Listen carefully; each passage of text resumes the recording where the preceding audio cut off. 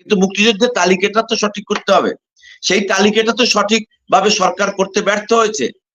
সব সরকারের কথা বলছি। সেখানে আপনি কি করে কোটাকে চালু রাখেন? মুক্তিযুদ্ধের তালিকা আপনি নির্ধারণ করতে পারলেন না, মাঝপথে থেমে গেল বা হলো না বা হচ্ছে না, তাহলে আপনি সেই মুক্তিযোদ্ধাদের সন্তানদের তালিকা কোটা আপনি কিভাবে অব্যাহত রাখেন? এক অদ্ভুত আচরণ। কোটা বিরোধী আন্দোলনটা ঠিক পছন্দ হচ্ছে না। কেন পছন্দ হচ্ছে না? যেহেতু একটা সরকারের যারা আছেন তারা পছন্দ করছেন না, বিরোধী দলে যারা আছেন তারা পছন্দ করছেন।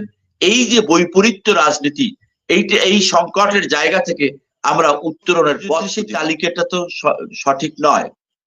৭২,০০০ মুক্তিযোদ্ধা আছে যারা স্বাধীনের পরে যাদের জন্ম, এটার প্রথম আলোর রিপোর্ট। এখন প্রথম আলোর একটা রিপোর্টকে তো আমি উড়িয়ে দিতে পারি না। আর আমি আমার ব্যক্তিগত একটা মন্তব্য বা আমি কি দেখতে পাচ্ছি? হ্যাঁ, আমি দেখতে পাচ্ছি যারা মুক্তিযুদ্ধ করে নাই তারা তালিকাভুক্ত হয়েছে। অতএব এইখানে তো বিতর্কটা এখানেই থেকেই শুরু। এখন মুক্তিযুদ্ধে যারা অংশগ্রহণ করেছে তাদের ছেলেমেয়েরা আপনার ৫৪ বছর পর 30% কোটায় লোক মুক্তিযুদ্ধের কোনো সন্তান কতজন আছে, এই কোটাটাই তো পূরণ হবে না। এই বড় ধরনের কোটার তো কোনো প্রয়োজন নাই ৫৪ বছর পর। এটা সংস্কার করে কমিয়ে আনা এটা সহজ ব্যাপার। এবং মুক্তিযোদ্ধাদের তালিকা নির্ধারণ করতে হবে আগে, সঠিক তালিকা। এখানে একটা যেটা প্রচলিত আছে এটা বেঠিক তালিকা। এই প্রসঙ্গে বলতে গিয়ে আজাদ ভাই একটা কথা বলেছেন যে আমেরিকা সহ বিশ্বের বিভিন্ন দেশে এই ধরনের ব্যবস্থা আছে, কিন্তু তাদের দেশে সেই তালিকাটা সঠিক তালিকা আছে। ভিয়েতনাম যুদ্ধে যারা অংশগ্রহণ করেছে আমেরিকার, তারা সেনাবাহিনীর লোক, তারা কেউ সেখানে একজন সদস্য সেখানে ভুয়া প্রবেশ করার কোনো সুযোগ আছে বলে আমার জানা নেই এবং থাকতে পারে না বলে আমি বিশ্বাস করি। আমি ভিয়েতনাম যুদ্ধে অংশগ্রহণ করেছি আমেরিকার অনেক জেনারেল এবং একজন সেনা কর্মকর্তা বা সাধারণ সৈনিকের সাথে আমার কথা বলার সুযোগ হয়েছে। এবং আমেরিকার যে সিস্টেম, সেই ব্যবস্থায় সেখানে ভুয়া ভিয়েতনাম যুদ্ধে অংশগ্রহণ করার সুযোগ আছে বলে আমি মনে করি না। তো সেই সাথে আমাদের মুক্তিযোদ্ধাদের তালিকা আর ভিয়েতনাম যুদ্ধে আমেরিকানদের তালিকা, এটা একভাবে বিবেচনা করার সুযোগ নাই। প্রথমত মুক্তিযোদ্ধাদের তালিকা থাকবে, তাদের একটা কোটা থাকুক, আমাদের কোনো আপত্তি নাই, কিন্তু মুক্তিযুদ্ধের তালিকাটা তো সঠিক করতে হবে। সেই তালিকাটা তো সঠিকভাবে সরকার করতে ব্যর্থ হয়েছে। সব সরকারের কথা বলছি। সেখানে আপনি কি করে কোটাকে চালু রাখেন? মুক্তিযুদ্ধের তালিকা আপনি নির্ধারণ করতে পারলেন না, মাঝপথে থেমে গেল বা হলো না বা হচ্ছে না, তাহলে আপনি সেই মুক্তিযোদ্ধাদের সন্তানদের তালিকা কোটা আপনি কিভাবে অব্যাহত রাখেন? এক অদ্ভুত আচরণ। রবি ভাই একটা কথা বলেছে, পুলিশের ভূমিকা আওয়ামী জেনারেল এরশাদ সাহেবের সময় যা ছিল এখন তাই আছে, জেনারেল জিয়াউর রহমানের সময় যা ছিল এখনো তাই আছে। পুলিশের ভূমিকা সরকারের পক্ষে সবসময় ছিল। আর রবি ভাইয়ের ওই যে আহ্বান, যে পুলিশকে আহ্বান করছি যে তাদের সন্তান, তাদের পুলিশের এই কথা শোনার সুযোগ নাই। এই আহ্বান বিরোধী আন্দোলন যারা করেছে তারাও করেছে, মানে আওয়ামী লীগ বিরোধী আন্দোলন যারা করে তারাও করছে, এই সবসময় ছিল যে পুলিশ সরকারের পেটুয়া বাহিনী হিসেবে বা সরকারের নির্ধারিত ছকে কাজ করছে বলে আমি পুলিশের এখানে কোনো দোষ দেখি না। মাহমুদ ভাই যে কথাগুলি বলছে যে সরকারের সান্নিধ্যে থাকা, এটার কিছু সুযোগ সুবিধার বিবরণ উনি দিয়েছেন। এখন মাহমুদ ভাইরা সরকারের সান্নিধ্যে আছেন না সরকারের সান্নিধ্যে নেই?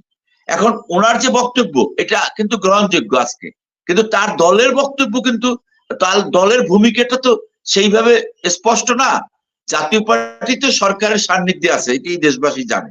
এবং আওয়ামী লীগের সমস্ত স্থায়িত্ব এবং আওয়ামী লীগকে টিকিয়ে রাখা এবং আওয়ামী লীগের সহযোগিতা করা, তো জাতীয় পার্টি সেখানে একটা কঠিন রাজনৈতিক ভূমিকা পালন করছে। কিন্তু মাহমুদ ভাইয়ের বক্তব্য একরকম, এখন পার্টির বক্তব্য আর ব্যক্তি মাহমুদ ভাইয়ের বক্তব্য কিন্তু সাংঘর্ষিক। এখন আসেন রাজশাহী ইউনিভার্সিটি কি হয়েছে আমাদের দেশে, এটা মাহমুদ ভাই সঠিক বলছেন যে এটা নতুন কিছু না। এখন সরকার তো চাইবে এই আন্দোলনকে ভিন্ন খাতে প্রবাহিত করতে। আবার মানে আজাদ ভাই বলছে যে এইখানে ভিন্ন কোন প্রক্রিয়া এর সাথে যোগ হয়েছে কিনা। হতে পারে শত্রু বন্ধু যারা সরকার বিরোধী মনোভাবাপন্ন, তারা এই কোটা বিরোধী আন্দোলনের সাথে সম্পৃক্ত হওয়া বা তাদেরকে সহযোগিতা করা সেটা তো অন্যায় কিছু না, এটা তো অতীতে সবসময় হয়ে থাকছে। এখন প্রশ্ন হলো যে রাজশাহী ইউনিভার্সিটির যে ঘটনাটি, এইটাও আমাদের দেশে নতুন কিছু না। সরকারও চাইবে এই আন্দোলনটাকে ভিন্ন খাতে প্রবাহিত করতে, কারণ সরকার বিরোধী আন্দোলন সরকারের রাজনৈতিক ভাবে নিয়ন্ত্রণ করা, প্রশাসনিক ভাবে কন্ট্রোল করা, এটা তো সরকার চাইবে, সরকারের কাজ। তো সরকারের কাজ সরকার করছে, কোটা গৃহী দলের কাজ গৃহী দল করছে, জাতীয় পার্টির কাজ জাতীয় পার্টি করছে। কিন্তু জনগণ কি চায়? প্রশ্নটা হলো জাতি কি চায়? জাতি, আমার মনে হয় মুক্তিযুদ্ধ কোটা কেন কোটা শুরু হয়েছিল প্রতিবন্ধী মানুষের, শিক্ষিত মানুষের জন্য একটা ব্যবস্থা, অসহায় মানবাধিকার বা একটা অসহায় মানুষের জন্য একটা সহায়, সরকারের পক্ষ থেকে একটা সহায়। সেই কোটা বিরোধী, সেই কোটা আজকে ছড়িয়ে ছড়িয়ে 30% উপরে ছাড়িয়ে যাচ্ছে। তাহলে তো আর জায়গাটা রইল না। এখন মেধাবীদের জায়গাটা কোথায় রইল? এখন আমি মেধাবীদের পক্ষে বলবো, পিএসসির প্রশ্নপত্র যদি ফাঁস হয় তাতে সরকারের বক্তব্য কি? সে সম্পর্কে ছাত্র সমাজের বক্তব্য কি, বা প্রশাসনের বক্তব্য কি, পুলিশের বক্তব্য কি, রাজনৈতিক দলের বক্তব্য কি? সেটাও তো আমাদের ভাবতে হবে।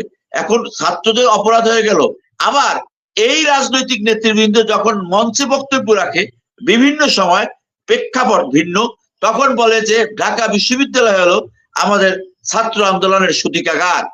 এই ছাত্র আন্দোলনের আপনাদের স্বাধীনতাকে যদি স্বীকার করতে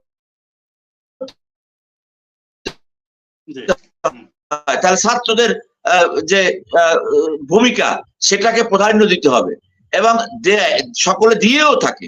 কিন্তু আজকে কোটা বিরোধী আন্দোলনটা ঠিক পছন্দ হচ্ছে না। কেন পছন্দ হচ্ছে না? যেহেতু একটা সরকারের যারা আছেন তারা পছন্দ করছেন না, বিরোধী দলে যারা আছেন তারা পছন্দ করছেন। এই যে বৈপরীত্য রাজনীতি, এই সংকটের জায়গা থেকে আমরা উত্তরণের পথ খুঁজে পাই। কোটা বিরোধী, কোটার পক্ষে, কিন্তু আপনি কোন কোটার পক্ষে? মুক্তিযোদ্ধাদের কোটার পক্ষে। সেই মুক্তিযুদ্ধের তালিকাটা সঠিকভাবে প্রণয়ন করুন, তারপর তাদেরকে কোটা দিন। সেই তালিকাটা সঠিকভাবে প্রণয়ন করছেন না, আপনি তাদেরকে কোটা দিচ্ছেন। এখন বলা হয় এটা আদালতের ব্যাপার।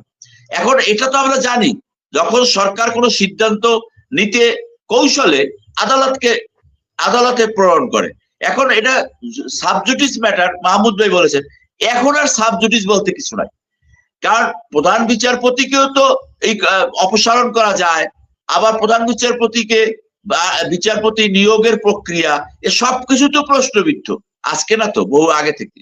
অতএব আপনি অনেক সরকারি তার কৌশলে তার বিষয়টাকে পাশ কাটিয়ে এটা আদালতে পাঠায়, তারপর বলে যে এটা আদালতের বিরুদ্ধে আমরা কি করব।